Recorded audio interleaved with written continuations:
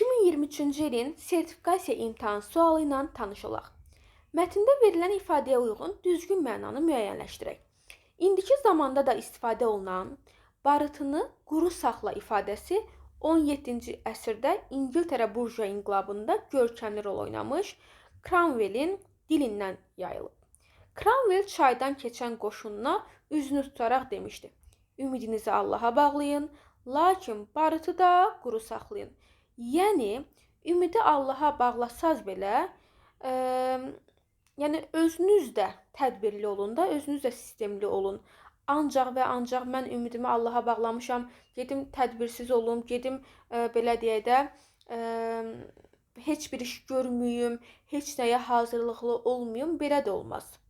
O səbəbdən də bu məşhur bir deyimi bu cümlələrlə izah eləmək olar. Baxaq görək hansı variantdır. Silahınızı qoruyun, çünki müharibənin gedişatı bundan asılıdır. Düşmənin hücumuna qarşı həmişə hazır olun. Necə döyüşmənizdən asılı olmayaraq hər şey Allahın iznindədir. Hər zaman ehtiyatlı davranmaqda fayda var. Cavab D variantı.